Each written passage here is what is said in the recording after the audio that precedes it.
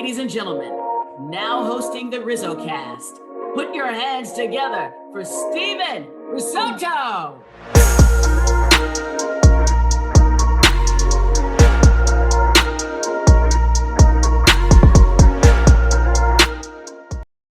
What's going on, everybody? And my name is Steven Risotto. I used to cover the San Francisco Giants for SF Bay, and I'm currently a producer for 95.7 The Game in San Francisco. I'm also the host of RizzoCast, a podcast that features current and former big league players, coaches, fans, media, and others who are regarded as some of the brightest minds around the game of baseball. Today's guest is Ryan Theriot, a former big league infielder who played in parts of 8 seasons at the big league level with the Cubs, Dodgers, Cardinals, and Giants from 2005 to 2012. He was back-to-back World Series champion with the Cardinals and Giants in the final 2 years of his career. And, in case you might remember, Giants fans, even scored the eventual winning run in Game 4 of the 2012 World Series. Theriot has since opened up a gym in the Baton Rouge area. He's been involved in several businesses and business ventures. We talk about the current MLB scene, Paul Skenes interning for him. That's a cool story. Winning a title at LSU back in the day, playing in the big leagues, getting his uniform dirty all the time, playing for Tony La Russa and Bruce Bochy. So much more. This is episode number 179. Let's get started. All right, and we are back and pleased to be joined by Ryan Theriot. And Ryan is nice enough to take some time out of his very busy schedule and join the show. Ryan, what's going on? How you doing? Welcome. Man, I appreciate you having me, and looking forward to it. Been doing great. How about yourself? I'm doing well. And this is an interesting time of year, Ryan. We kind of talked about it before we got going here, but it is the holiday season. First and foremost, what do you got planned for the holidays, and what does this season kind of mean to you and your family? Well, I mean, traditionally as a ball player, this is when you're on your break, in the off season. So a lot of hanging out, downtime. We'll spend some time in the woods at the hunting camp for sure. But yeah, man, just give you some time to reconnect with family and friends, and my birthday was earlier this month, so it's always like a fun time for me. But yeah, man, Christmas is special, and so we're looking forward to it. Awesome. Turned 35, right? Just go with that, right? That's right. Yeah. 35 this year. So celebrating the big 3-5. Awesome. And I think it's funny because this is the time of year where, everybody asks what, you want for Christmas, right? And, me, being an adult and not a kid anymore, it's hard to answer that. So I'm going to ask you, being the big 3-5, what do you want for Christmas, Ryan? Yeah. My kids ask me that all the time. My wife's like, she's like, you're the worst. Because whenever you want anything, you go get it, and exactly. Man, I think like specific like things. I love guns. I'm a huge firearm collector, and so if anybody ever buys me a firearm or like ammunition, I like that. I'll never probably shoot it, but I just like to have it. It's what I collect. Any type of memorabilia is always neat as well. That's a cool gift for me. But yeah, I mean, I feel like I'm easy to buy for, but I always get that thing. It's just impossible. I would say specifically this year, some sort of rifle, I would say. Awesome. Well, I think the easiest gifts, for anybody out there that doesn't know what to get anybody, go to like Bed Bath and Beyond and go to like the Shark Tank section and like find all the stuff that was on the TV show Shark Tank, and then you could honestly try and nickel and dime your way to a pretty decent gift from there. So absolutely, that's my advice. Good show, good products. Go check that out. Ryan, I want to get into it now. I mean, you played your last game, a little over a decade ago. Does it feel like that amount of time has passed since you played, or does it feel like you retired yesterday? There was a point in time where it felt like it was yesterday, but I would say probably the last year or two, it does feel like it's been a while. I think the transition from being an athlete to a business owner took some time. I felt like I was in the minor leagues for a few years again, learning, but but once you get in that groove and understand, what your day looks like, you get a little bit further and further away from those playing years. I tell you, I enjoy the game still so much. I came in the office today and put on MLB Network and was watching games. I just kind of had it in the background. But yeah, I mean, the further I get away from it, the more I think I enjoy watching and being a part of it. I was gonna say, I mean, if you're sitting down and watching a game during the regular season, let's say, is there a team or certain players that you're kind of locked in on more than others? Yeah, I mean, all the LSU guys, I lock in on pretty good. I would say the majority of those fellas I'm able to interact with while they're here in Baton Rouge, and so there's a vested interest there. You get to know them. This past year we were able to go watch Paul Skenes pitch a few times, and he was my intern when he was at LSU. So yeah, was able to spend a lot of time with him, and Alex Bregman, Josh Smith over at Texas. So I mean, there's quite a few. The Nola brothers, Kevin Gosman. I'll lock in on those fellas, and then my one of my favorite teammates of all time retired this year, but I would definitely watch Brandon Crawford quite a bit when he was playing there toward the end of his career, and so it's going to be sad that he's not going to be doing it anymore. But yeah, those are the ones. I'm going to ask you about the three guys you mentioned, or three of them. First of all, Crawford, because we do want to give him his flowers. Retired an incredible big league career, 13 years with the Giants, that last year in St. Louis. Two stops that you had along the way. But I mean, why was Crawford your former teammate? It seemed like he was a guy who was really low key, clutch, obviously just a gifted defensive shortstop. You were lucky enough to play alongside him. Why was Crawford your favorite teammate, and what was it like to play alongside Brandon? Yeah, I mean, look, he was one of them, right? Let me say that. And had nothing to do with his play, right? There were a lot of great players. I admired his, he was mature beyond his years. He's a great family man. It just displayed a lot of qualities that I thought were unique in this day and age. And he did it the right way and was humble. Played the game hard. So it was just like you said, he was kind of unassuming and quiet, but played his butt off. And you can have talented, great players all over the place and all over the field. But some of those intangibles, some of those qualities really don't have a whole lot to do with hitting the ball or catching it, or kind of what I think I gravitated toward with him. Second of all, what was Paul Skenes like as an intern? We got to hear this. Yeah, Paul's he's a very unique guy. And I told him this offseason, we were eating lunch when he got back. I said, you've got a chance to change the whole game. I mean, you've got a chance to change the way that people look at Major League Baseball. Similar to the way Tom Brady could impact football, Michael Jordan impacted basketball, Tiger Woods was able to impact golf. To me, he is that type of talent. And you ask how he was as an intern. He is a very interesting guy. He's very calculated, extremely regimented. And from his military background in the Air Force, I think a lot of those habits have spilled over into his professional life.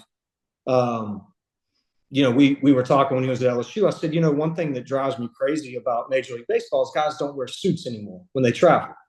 These freaking slobs show up in shorts and T-shirts, and get on the plane and all. I said, when you get there, I want you to wear a damn suit.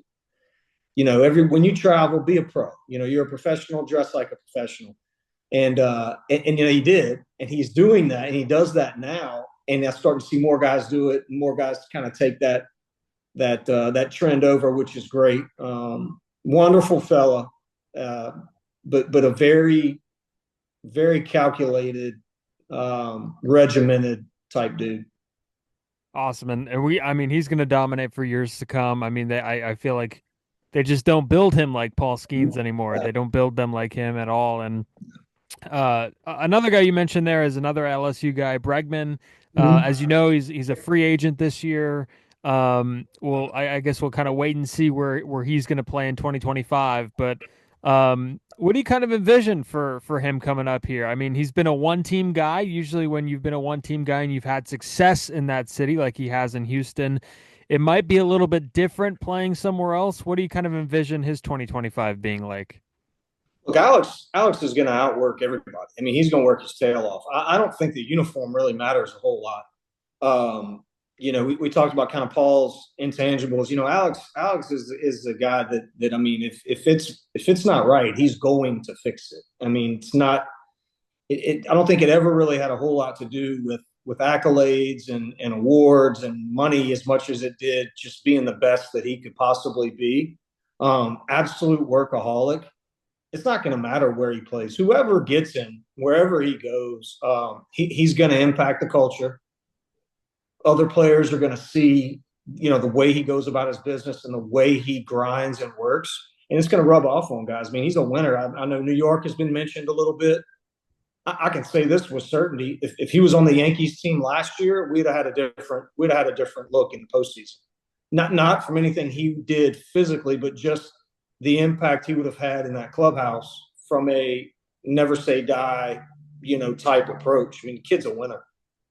Yeah, and just I mean, not throwing any shade at the Yankees, but their infield defense towards the end of the year was whoo. Um, Oh yeah. yeah, it was he would definitely help that team for sure, and would have helped that team. Um, Kind of going back to you a little bit. Did you ever? I mean, do you still get the itch whenever spring training rolls around? I mean, again, more than a decade out of the game. But a lot of people still, a lot of retired players that I talk to, it's like the minute February rolls around, it's almost like they feel like they have to be somewhere. Yeah. Does that still happen? It's funny, like you start working out certain times of the year and you stop certain times of the year, and it's always like when you would do it when you were playing. Spring training sucked. I did not like spring training. So no, like when I get the itch is in October. Like that's when it's like I feel like I should be doing something right now. When October hits, and then you get to mid to late October, and you're watching postseason baseball. I mean, that's when those juices get flowing a little bit, and you really lock in and start to miss it a little bit. Uh, but no, man, and I didn't like leaving. I didn't like the thought of leaving home either every off season. I almost dreaded it. So spring hits and I don't have to go anywhere. Great.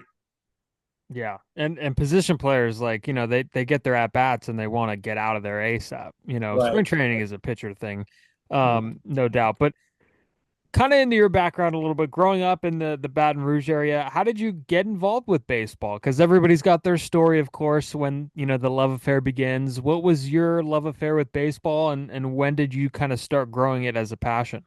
My dad played collegiately. I have an older brother, Wes, who's 5 years older than me, who's a hell of a player, and so I was always, that boy and following them and trying to imitate, emulate him and his friends, and with LSU in our backyard, you can't help but love it.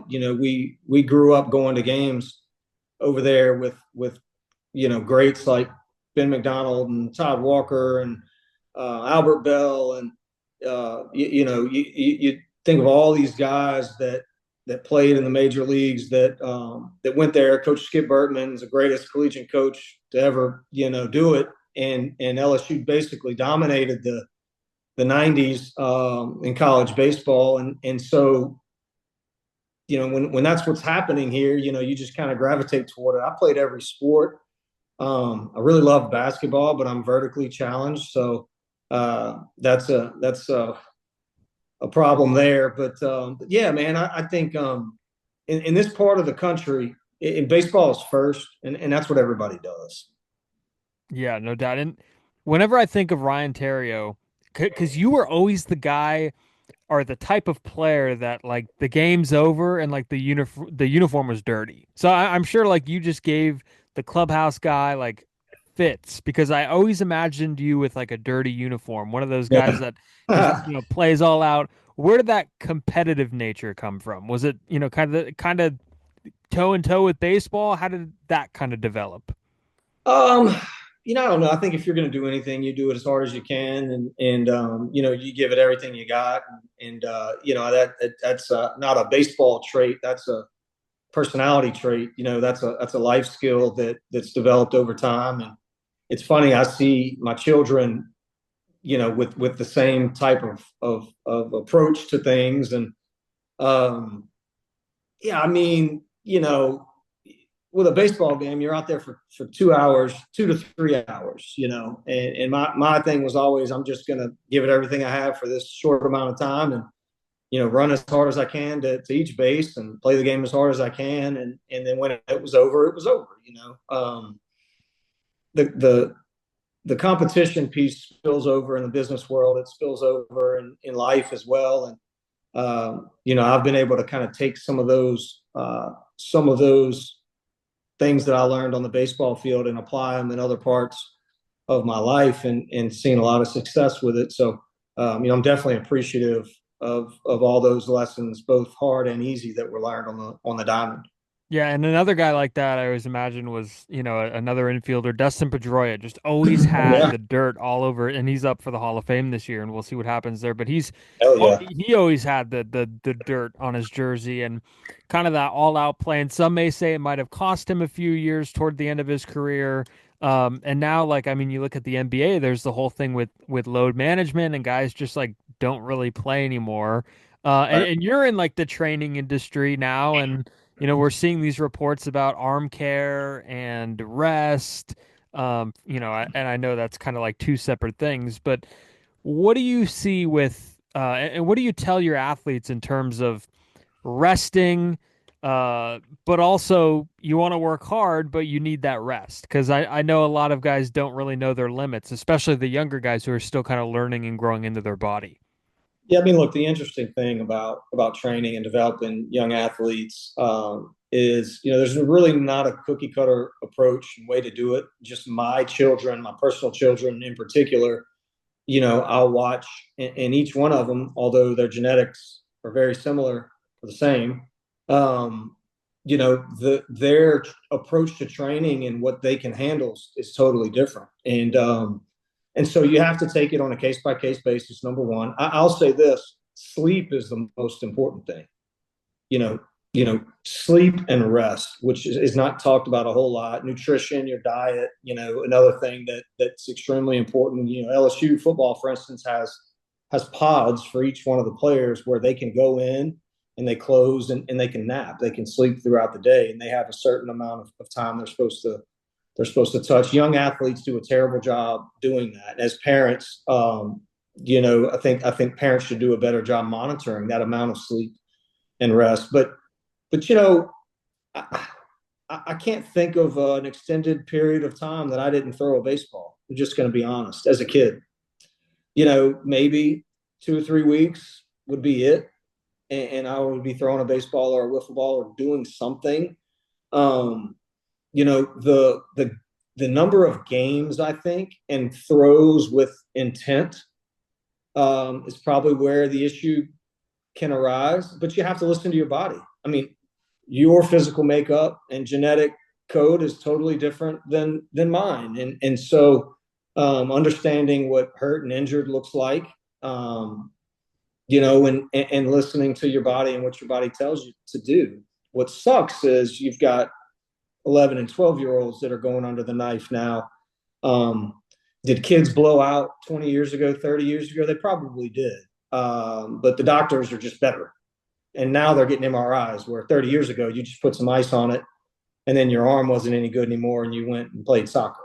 So some things have changed, in the medical field, I think, from an identification standpoint. But you can't read a book and say, okay, this is how we're going to train this pitcher, because everybody's different, man. Mhm. Do you think there's too much baseball that's being played in the younger generation? Just because, we got the showcases, we got travel teams. Do you think, Yeah. and a lot of them just are only playing baseball, right? There used to be, you hear a lot of the old heads saying, well, we used to play soccer and basketball and football during their seasons. And now it's like the guys that are playing baseball and who end up getting drafted are only playing baseball. Yeah. Yeah. No, I mean, Do I think it's too much? No. I mean, it depends on what your end game is. I mean, I think you have to be honest with yourselves as parents and as kids. You know, what are we doing this for, and what's the approach? What are you trying to accomplish here? Is it a college scholarship? Do you want your kid to be the next major league ball player? You know, because if it's those things, then you got to look in the mirror. And if dad is 5'5" and mom is 4'11", and neither one of them can run out of sight in a day, then it's probably not going to happen, you know. And so there's other factors. I think, you know, what I did with mine was you know, why are we doing this? My girls play soccer, for instance, and run track, and you know, what's the end game and what is the pinnacle, and then you kind of work backwards. What does it take to achieve your goal? Do you want to play in the SEC? Do you want to play in the ACC? Do you want, you know, to play on the women's national team? If that's the case, then, you know, here's the things you're going to have to do. You know, unfortunately, they're not 6 foot or 5'11", so they got to be really, really fast. Well, you're going to have to train every day, and this is what your regiment looks like. Are you willing to make those sacrifices? And a lot of folks are going to say no. You know, man, I'm not missing homecoming. I'm going to the party. Like, I'm doing that. Okay, that's fine. You know, but parents have these unrealistic expectations. Your initial question, is it too much baseball? No, it's not too much baseball. I don't think that's contributing as much as we think it is. I think that everybody is different in that regard. From an injury standpoint, you listen to Nolan Ryan talk about how many pitches he threw. You know, I mean, they guy never well, I mean, he got hurt toward the end of his career. Yeah. But you know, you go back 30, 40 years, and these guys are throwing their butts off year round. Yeah, no doubt about it. And you know, I guess a coach that cares too. If you're a youth coach, you know, you got to be, you know, you got to understand that you have to be doing things for the right reasons and take into account the opinions of the kids and of the parents and what they want to. Ryan, do you think, I mean, what do you think about the golden batter rule or the pot? I'm sure you've been asked this a few times, and I know that came out of the blue, but you know, and I don't think this is actually going to be implemented. I think the commissioner went and walked back on that one as he should have. Maybe he heard the backlash and then was like, okay, I should probably walk back on this. But what did you think when you heard that? It totally changes everything, you know. I mean, from a strategic standpoint, pitching, I mean, there's a lot of factors that you throw in there. It's not, to me, that changes the whole deal. You know, it's not baseball anymore. And then you're kind of opening Pandora's box to do all kind of other crazy stuff too. So I hate it. And yeah, I don't think it'll happen. Yeah, no, probably we won't. I mean, it's one of those things where it's like everybody's like, "Oh, the strategy would be great." There's enough strategy in baseball. Like there's Right. more than enough strategy, and I think, you know, I understand that everybody kind of wants to have the best players in the best situations. You know, you could hand the ball off to Steph Curry at any moment. You could, you know, the quarterback is involved in every play, but there's a beauty in that, you know, 8-hole hitter, you know, hitting a walk-off single to win a game. And That's right. you know, there's a beauty in that for sure. Um, are you a big analytics guy? I mean, if you were building a baseball team, what would be the criteria for guys to be on your team? Do you agree with some of the numbers and even not just the numbers, but you know, you were a guy who would get on base and hit some singles, you would hit your doubles here and there too, but you were kind of mostly a singles guy, and maybe that's a little bit devalued in baseball today. Because you know, it doesn't add to the OPS the way doubles and homers would. Um, but if you were building a baseball team, who would be some of the guys and what would be the criteria? What type of player would you look for? So that's kind of a two-part question. Thoughts Yeah. on analytics and then how you would build a baseball team. Well, I mean, I think we look at you know, playoffs this year and last year as well. Teams that didn't strike out very much had a lot of success. You know, Yep. so that would be probably my first thing. That is a trend that we saw where teams didn't really care if you struck out. You know, and which I thought was terrible. I mean, you know, you want to put pressure on a defense and put the ball in play, whether it's a hit or not. There's such thing as a productive out, moving runners. I love October baseball because you see the bunt implemented, you know, a little bit more, and guys actually trying to move runners and score. You know, at the end of the day, the name of the game is to touch home plate more than the other team. So a guy that hits singles, that's fine as long as they can steal bases, as long as they can get in score position and score from second on a single, or if they're fast enough to score from first on a double. So I appreciate analytics. I think there's a lot of good data that you can dig into, but I'll also say that what happens to the guy, the numbers that I like to see. Like I want a guy that from the seventh inning on is a 300 or better hitter. What do you do in the clutch situations? We all know those players that have gaudy numbers, but when it really matters, they don't get any. Like they'll hit 2 or 3 homers when they're up by 10 or down by 10. But when it's a tight game, you can't count on them. So those things, I think, I would lean on analytics for. Atlanta does a pretty good job of constructing a roster. That way, LA, surprisingly, with even spending the money that they spend, were able to put some puzzle pieces together that was very interesting, and it was a pretty impressive lineup, just from an on base percentage, and those guys battled every at bat. I think if you have the data, you use it, but also, there's something to be said for that gut feeling and looking in a player's eyes and knowing if he can make it happen or not. Yeah, and I guess there's different ways to get analytics would be, for pitching, it's kind of revolutionized pitching, and Absolutely. a guy throws his slider more and he could be 40% better, like something like that. That's a pretty cool thing. And I guess roster spots, let's say 15 through 26, finding a guy who could hit left-handed pitching and putting him in the back end of your roster could be valuable. So I guess there's different things that it could help with. And if you're good, you're going to be good in the old school numbers and the new school numbers. That's just how it is. Mm-hmm. Yeah. Yeah. And listen, there's and I was fortunate enough to be on a couple World Series championship teams. There were things that you can't measure that those teams had. Clubhouse chemistry, culture. I don't care what the numbers say. But how does the team get along? And the true beauty of the GMs are the ones that can balance both the analytics piece as well as constructing a team that can win a championship from a culture standpoint. It's invaluable. The best teams that I played on in the big leagues, numbers wise, didn't win championships.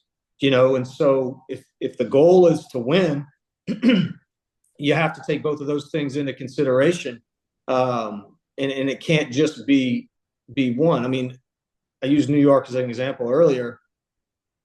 I think they're 1 or 2 pieces away from being where they want to be. But, what does that clubhouse look like? I'm not in it, so I don't know. I can't say one way or the other, but I can say that when I watch certain teams, it looks like they're having a whole lot of fun. And that equates into wins. Yeah, no, for sure. And speaking of wins, there's a lot of wins at LSU when you were there. How about that segue? A lot of wins at LSU when you were there, 2000, winning the championship. I mean, getting exposed to that experience early in your professional career, not a professional yet, but in your collegiate career, how did that kind of prepare you to some big moments a little bit later when you did turn pro and you did, end up in the big leagues and end up in the postseason? Did that kind of set the foundation for what winning is supposed to feel like and kind of wanting to feel that all the time? So there's three organizations that I played for that winning a championship was expected. Number one was LSU. They won 5 World Series in 10 years. And it was expected when you put the uniform on that you won the last game of the year and you held a trophy up. That was the expectation, and it still is. St. Louis Cardinals, same thing, and San Francisco Giants. It was expected that you win a World Series. LSU would bring 10,000 plus fans every game. Winning was the norm, yes, and it was high pressure, high leverage. high competition every single day. I mean, there was guys sitting on our bench that Aaron Hill didn't even play a whole lot his freshman year. The guy was an all-star big leaguer for I don't know how long. So yeah, there couldn't have been a better place from an atmosphere, from a pressure-packed expectation standpoint to prepare me than LSU. I can remember being in the minor leagues like, man, this sucks. There's no fans. Nobody really cares. If I was back at LSU, we would have, 10, 12,000 people in the stands. They'd be going crazy. So yeah, I mean, it got me ready for sure. And the cool thing about that, this is always cool because I always associate you two. You were double play partners at LSU with Mike Fontenot, who I know a lot of Giants fans know, and of course Cubs fans know too. And you were reunited as teammates in Chicago. And then when you were in Chicago, what was it like to kind of have a familiar face with you on that team? And I guess how's Mike doing now? What's he up to now? Do you still keep in contact with Fontenot? Yeah, no, I do. He lives here in Baton Rouge. I talk to Mike a lot, and yeah, he's doing great, man. He's coaching his son's team, and Mike's doing awesome. To have him there was fabulous, man. My wife and I were starting a family, and so Mike and his future wife at the time, Ashley, were at the house a lot, and it's always good to have somebody that you've known for a long time be there with you. It's comforting. He actually used to babysit my kids, from time to time when we were in Chicago, and then we're also together in San Francisco for a brief moment, and it was such a cool thing to have him there with me and sharing those moments for sure. Yeah, no, for sure. And most people know you with the Cubs, I guess, but again, you played in St. Louis as well, and that is a big rivalry. So you've played on both Mm-hmm. ends of that rivalry. We know about the Yankees, Red Sox. You've played in Giants, Dodgers too. But what is St. Louis, Chicago? I mean, that's an obvious number three after those two. But what is something about that rivalry that people might not know? Because they do look at Yankees, Red Sox Mm-hmm. first, and Giants, Dodgers second. Oh man, I tell you, the Cubs Cardinals was super spicy because of Dusty and Lou, and Yes. and Dusty and Lou and Tony, and so the managers like they would get after each other, So it would not only be the fans and the players, but the managers too, I mean, it made for some pretty intense games and a ton of respect on both sides for both groups. In Chicago, 06, 07, 08, even 2009, I mean, we were loaded. I mean, you had a hell of a team. And so it made for some really, really good games. And then to be able to go over to St. Louis in 2011 and experience that culture and that fan base as well was truly unique. I mean, there's a lot of similarities, man. It was pretty cool to do that and then to see it on both sides. It was a fun series. Now that Dodgers Giants one was a dangerous one. I mean, you'd be watching fights in the stands more than you watching the game. For sure. And I'll tell you another one was Cubs White Sox. They'd get after each other a little bit. Yeah, Yeah. you can't pick one if you're in Chicago, right? I mean, yeah, you pick one and then that's it. You pick Yeah. one and you stick with that one. You can't have. I know it. I would always see it in the Bay Area, the Giants and A's. There's that split cap. I always like, what's the point of that? I know you can't wear that in Chicago. That's Oh no, no, no. no, that's not something you can wear in Chicago. And yeah, some of those Cubs teams were good. And side note, because I just thought of it, were you on the field when St. Louis had that fight with the Reds? When Johnny Cueto was kicking people? Were you on the No. field? You were not on the Mm. field for that. Okay. No, that was a good one though. Yeah. Yeah, I think Yachty, was it Yachty and Brandon Yachty and Phillips? Brandon Phillips. Yeah. Yeah, yeah. No, I wasn't there for that one. That was a pretty good one. I was there for AJ Przinsky and Michael Barrett. That's another good one. That was a good Yeah. one. Yeah.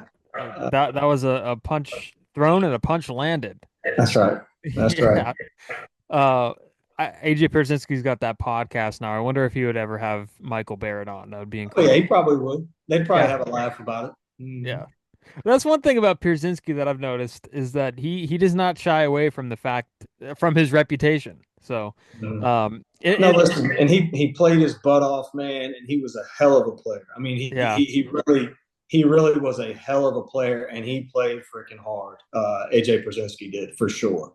I was just about to say he seems like a cool guy. Like, and I know that sounds weird to some people listening, but like he's really good on the broadcast. He shares great Mhm. insight, Yeah. and yeah, got to get AJ on here. But um, playing in St. Louis, I mean, you had the chance to share the clubhouse with, Albert Pujols, Yadier Molina, Tony La Russa.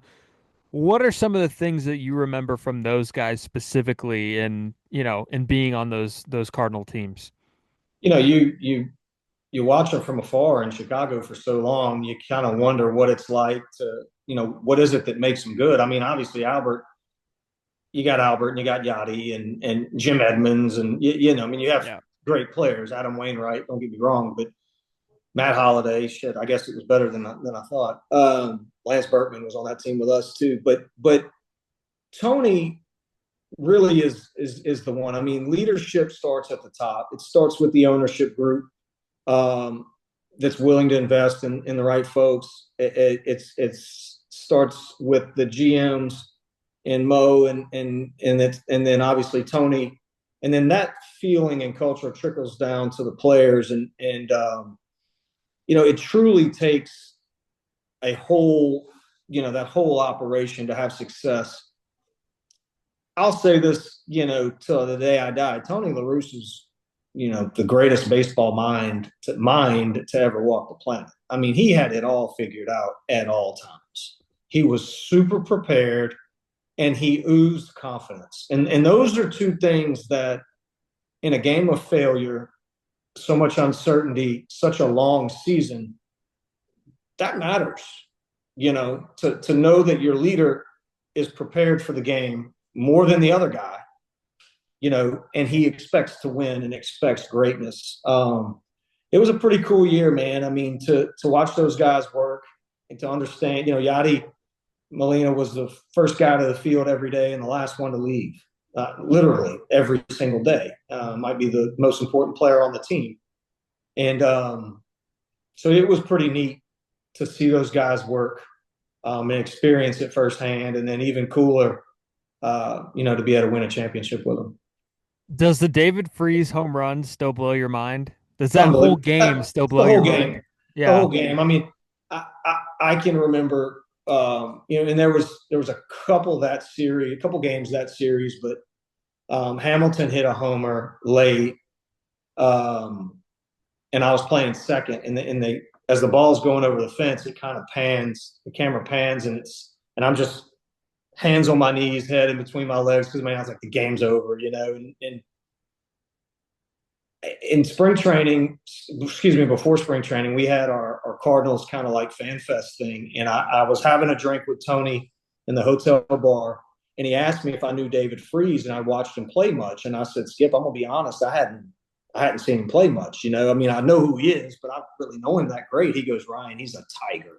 He's like, this guy is a bulldog.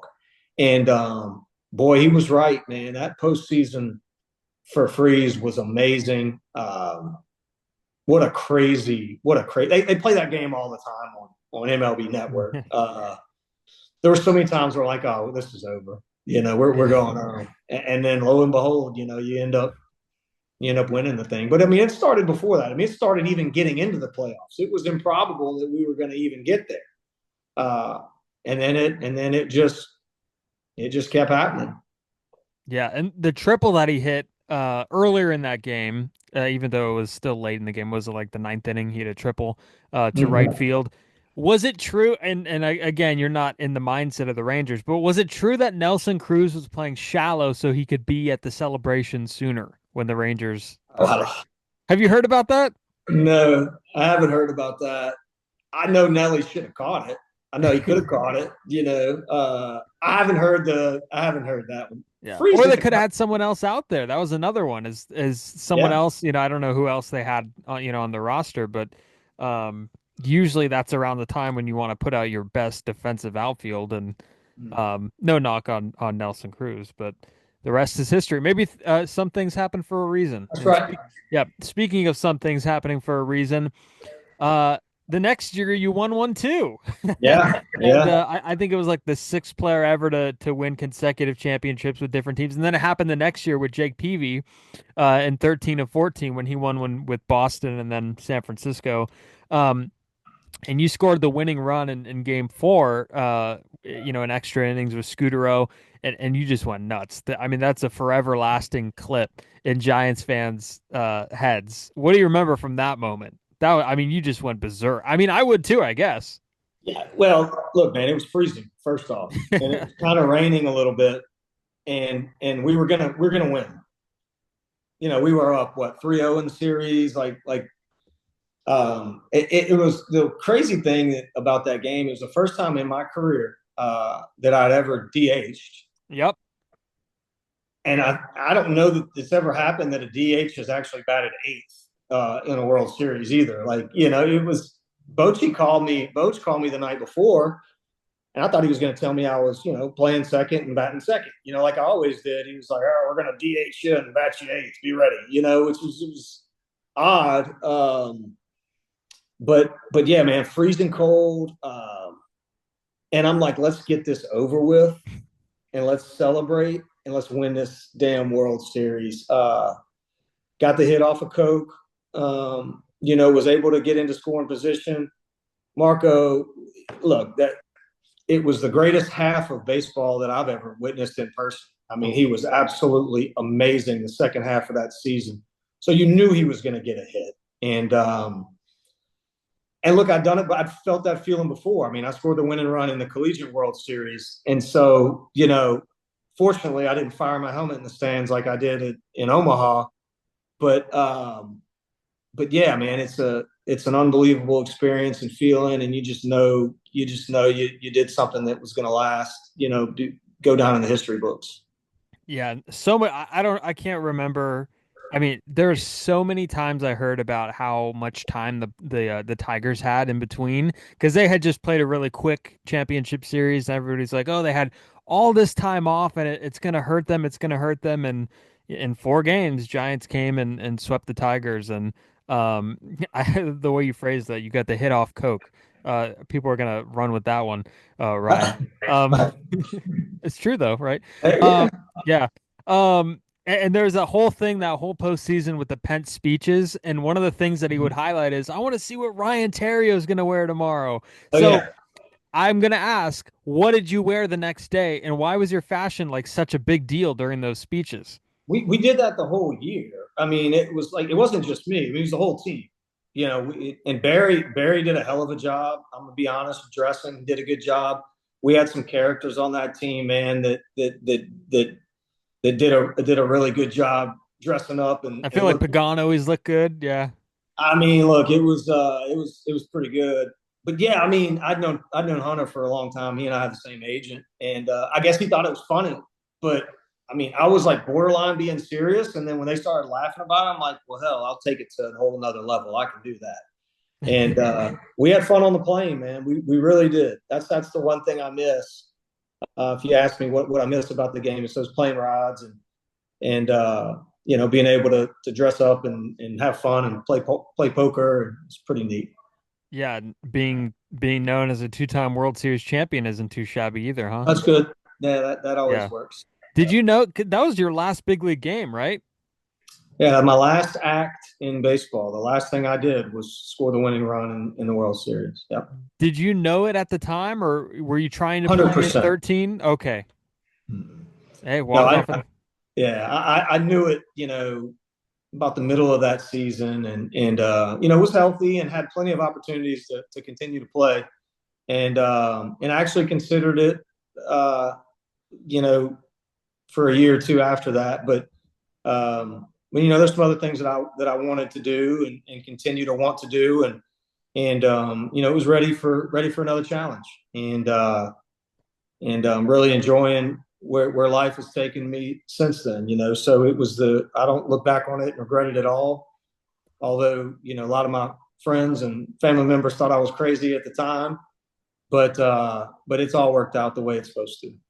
If you got a call right after we're done with this, and Mm, again, we're wrapping up right now. If you got a call from the Savannah Bananas to no chance. play, no chance? No chance. Fair enough.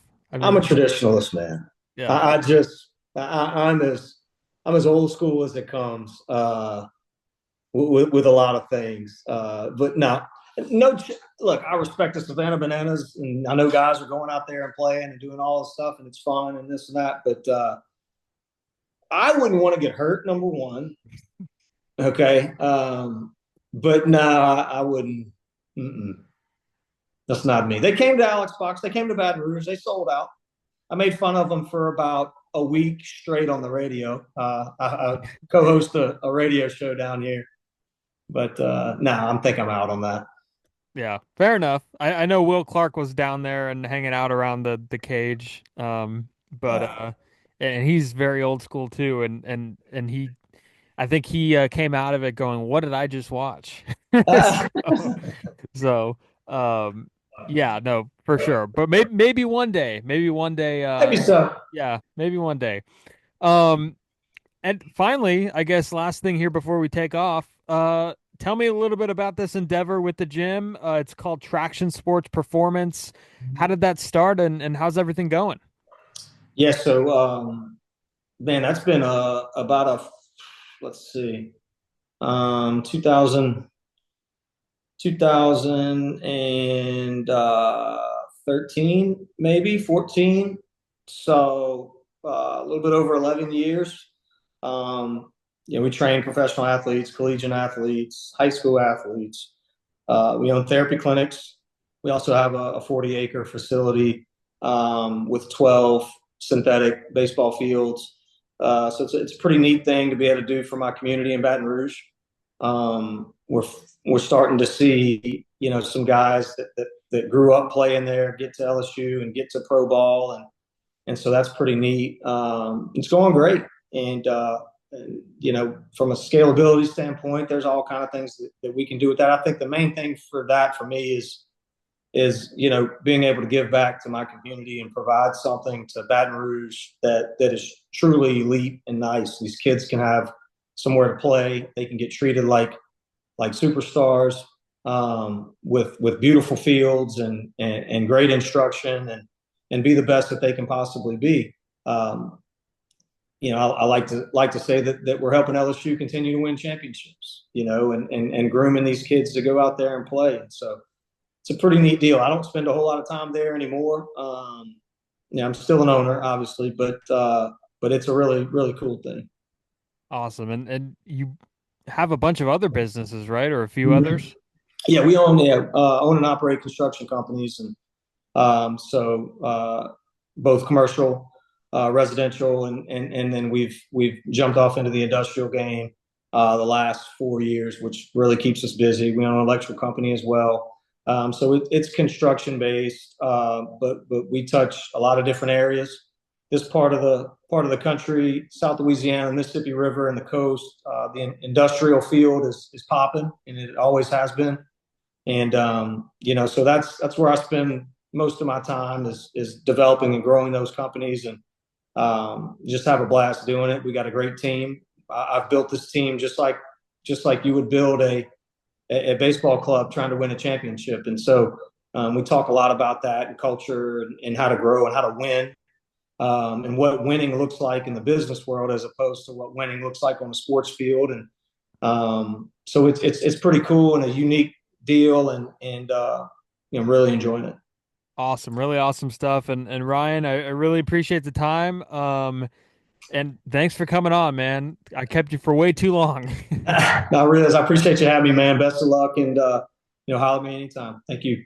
Awesome. And everybody could go ahead and go check that out. Traction Sports Performance. Go check out all the other businesses Ryan has and go check out the podcast on Twitter and Instagram or Yep. X and Instagram at RizzoCast, and then Spotify, Apple Podcasts, wherever you find your stuff, go check it out. Happy holidays to everybody and see you next time.